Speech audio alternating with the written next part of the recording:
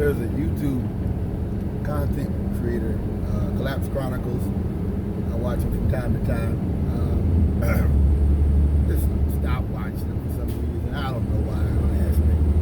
He did a video, dropped one recently, talking about how he was commenting on an article. It was, start comparing the right and the left on dealing with the environment. How you have conservatives who want to keep everything local. And you know what that is, really. They want to keep everything local because you have these small towns and all they did was make furniture or stuff like that. As the world becomes global, as you have your Amazons, things of that nature, those areas aren't going to be relevant. They aren't relevant now. And so they want to keep things. It's kind of like the push to stay in coal mining. It's the same thing. They don't care about whether climate change is real or not. They just want to keep things the way they are. That's what that is. So he's talking about, reading the article, paraphrasing here and there. They're talking about, I guess, the economic situation made a lot of people not want to have kids this year and over last year. Spoke on a few other things as well. I thought were quite interesting. He seemed to really be encouraged by that. I'm not. I don't think the way to deal with the environment is to hurt people. Just like I don't think the way to burn fat is to go on a crash diet.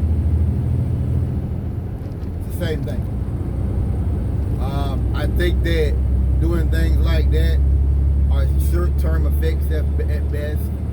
At worst, they're not conducive to a long-term regimen. You gotta have a lifestyle of eating healthy, of saving money, of making smart decisions.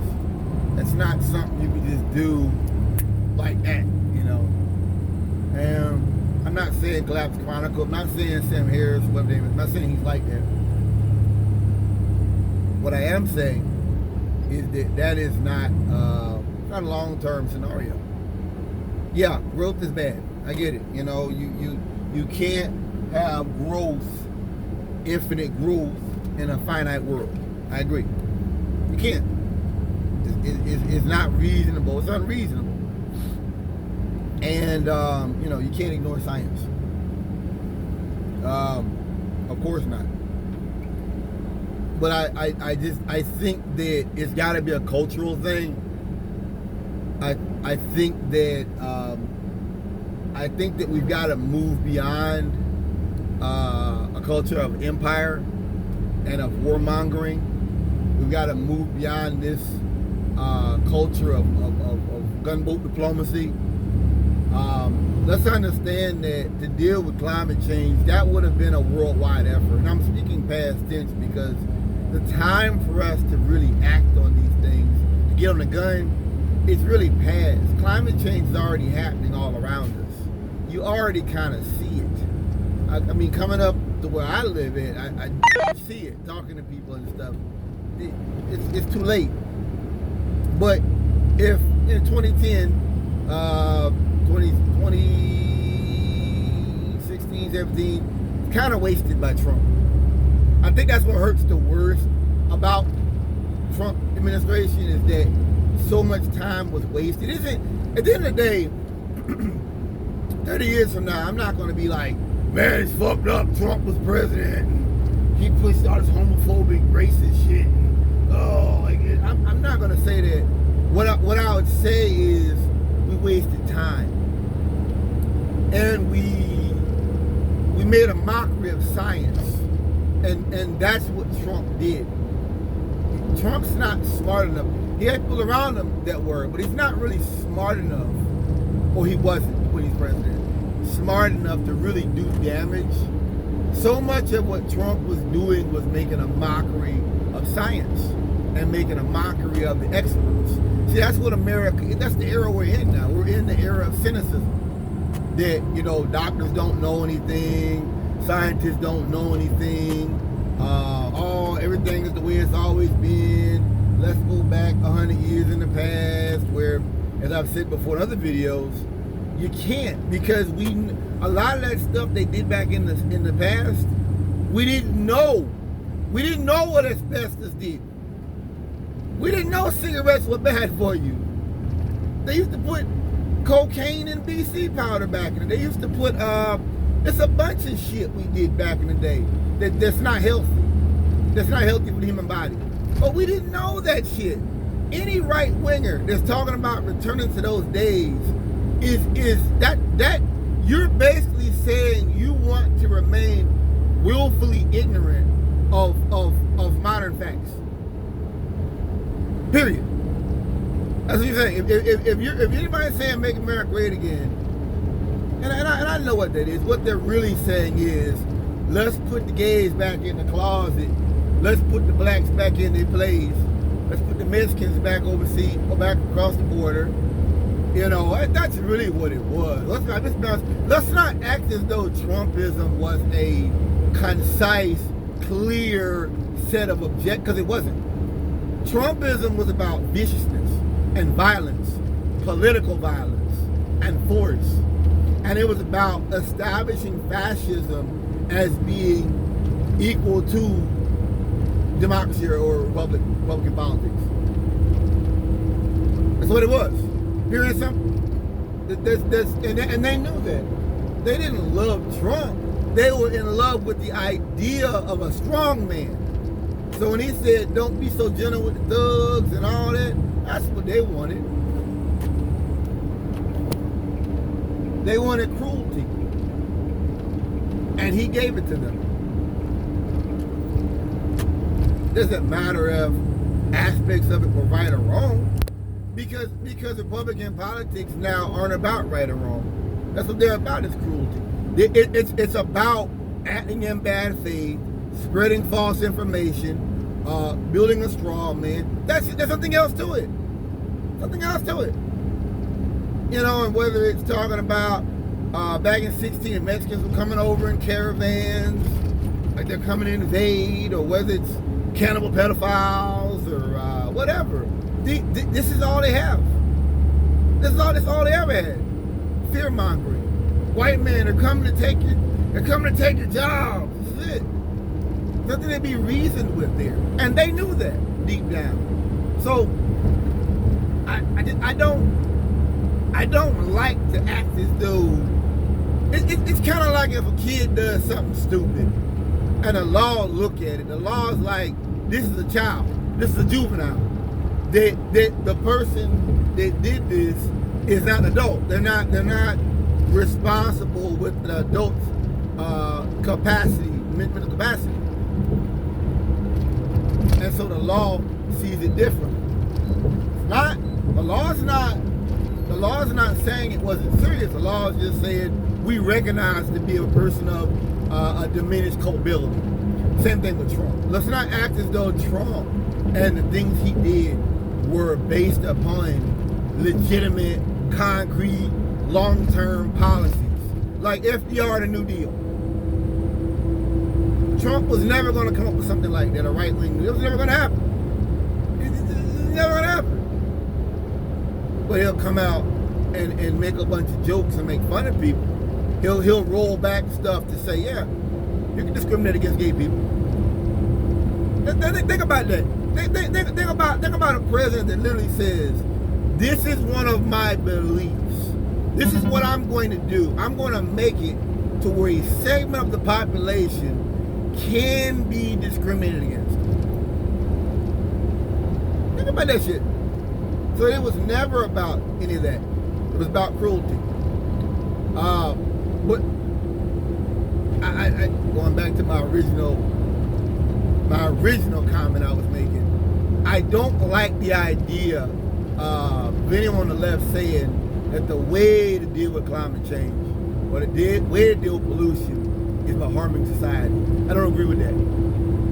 The dark secret behind what that Scott Gal said is that a lot lot of people are hurt. A lot of folks are starving. A lot of folks have been put out of their houses, put out of their apartments. And so now they got an eviction. So that make it hard to get another apartment. Yep. So what happens? They get pushed into the underground economy. A lot of folks.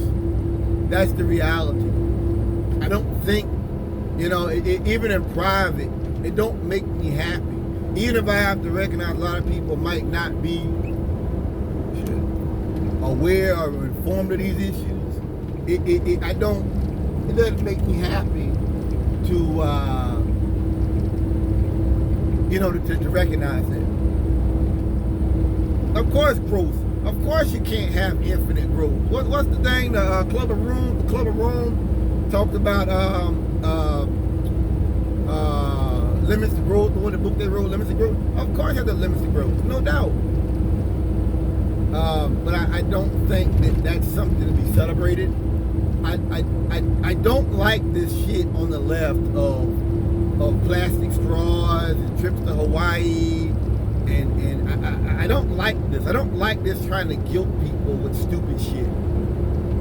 I don't like it, and I don't think that's the way we should move forward with the next generation.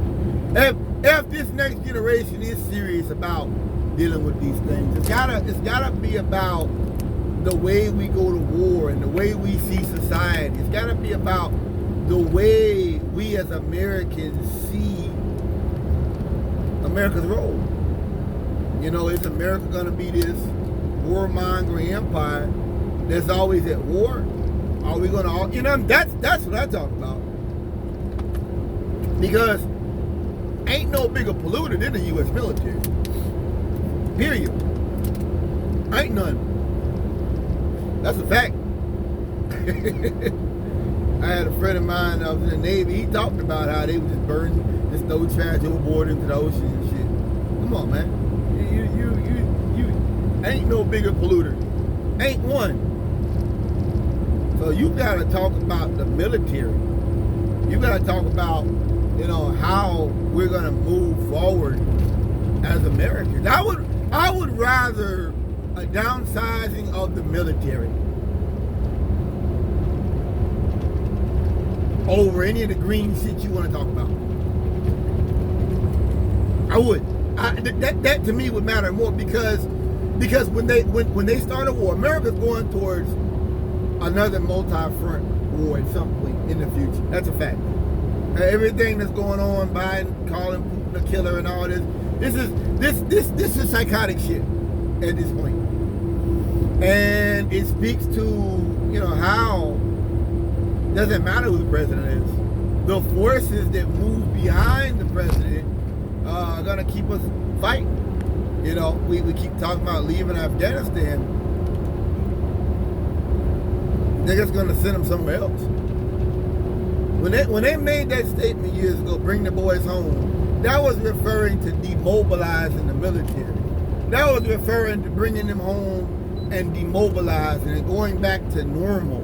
That was never referring to, well, let's build 800 bases all over the world. That was never that. And I fear that this next decade or I don't know, next little ways here, you're going to have more robotic shit. And what'll happen is that most people don't care about these military conflicts as long as their family is affected. I say it like that. That's my fear. That nothing will change. The wars will continue.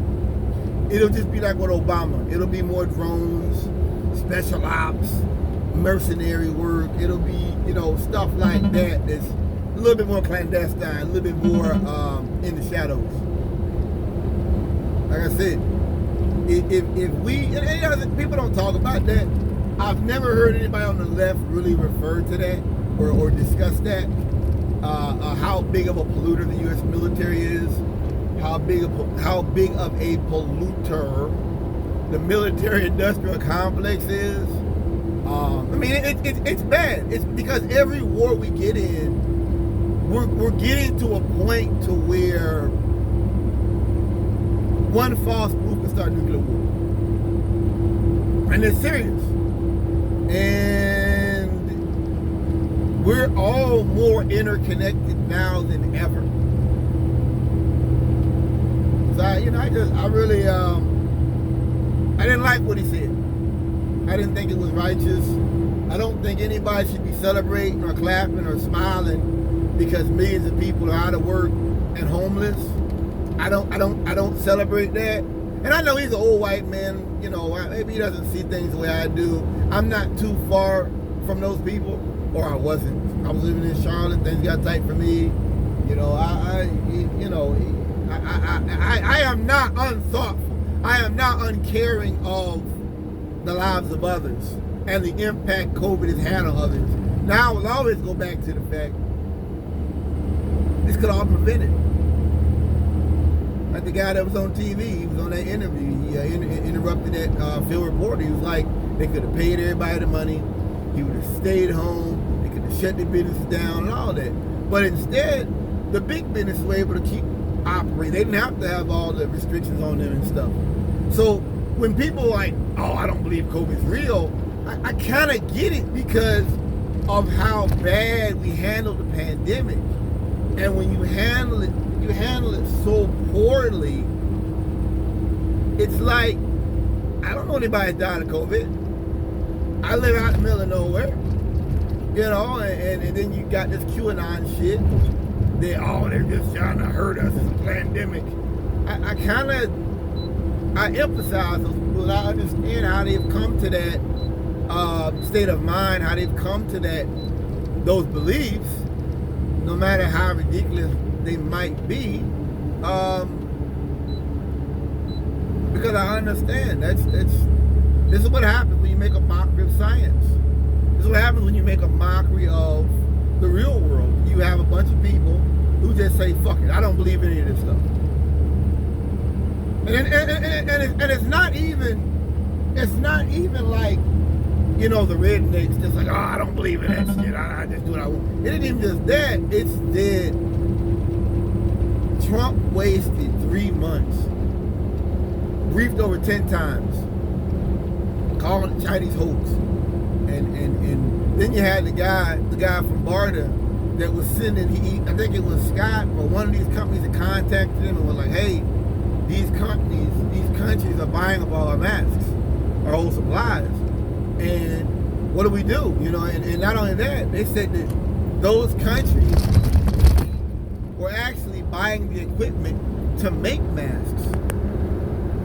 And he couldn't get to anybody. And he said eventually the Trump administration sent out a survey asking the companies, hey, everybody was too late. So when you have just an administration that is such a joke, and an administration that has such a hermeneutics of suspicion when it comes to the proper functioning of government, it doesn't blame me when some redneck says, I don't believe in this stuff. I know it doesn't surprise me. Look, I said it when I came up here. I was shocked to see anybody wearing masks when I go to work. I was shocked.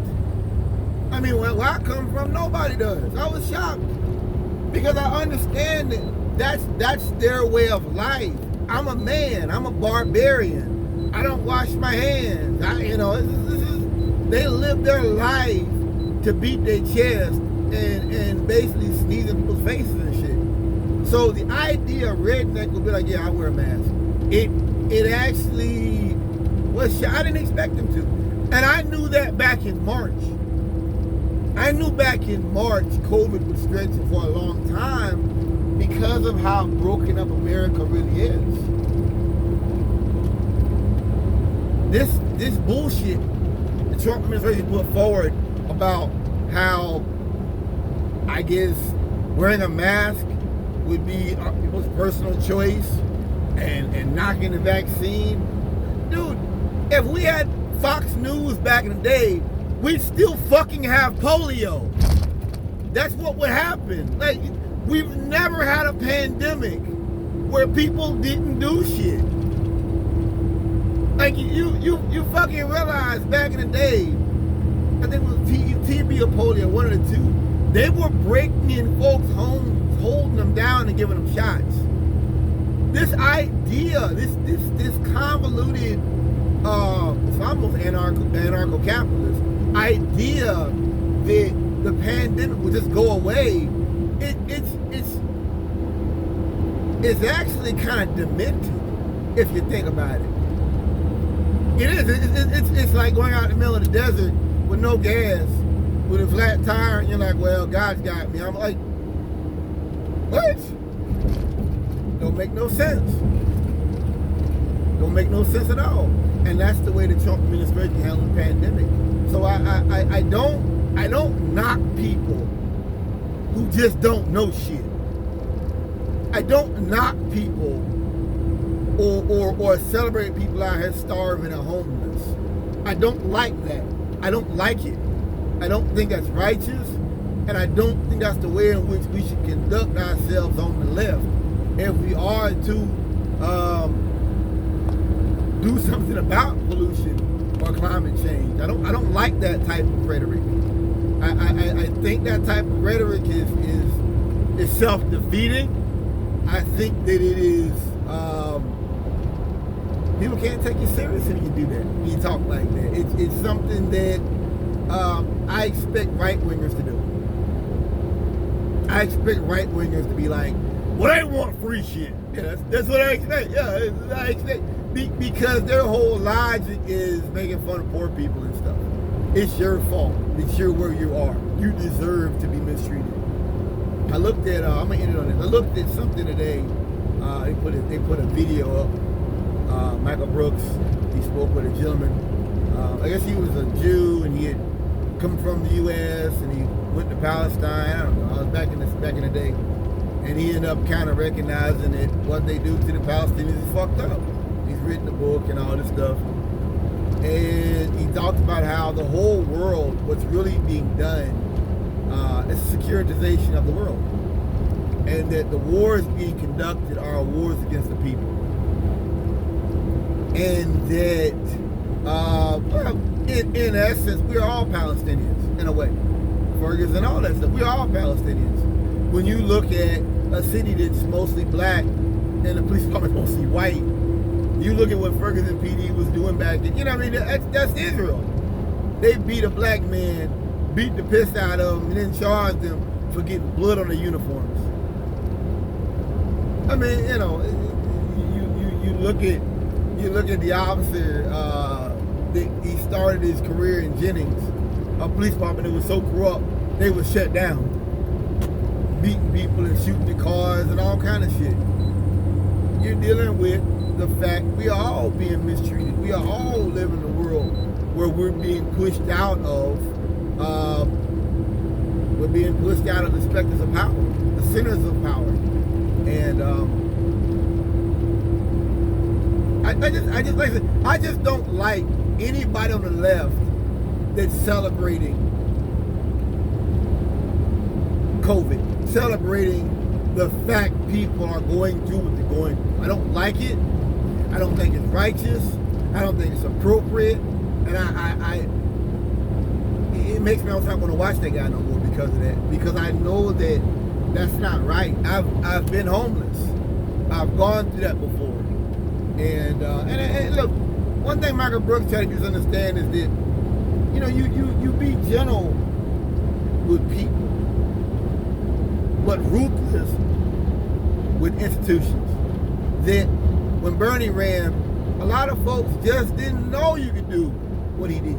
They didn't know you could say, I don't want to get corporate money. I don't want to do this. They didn't know you could do that.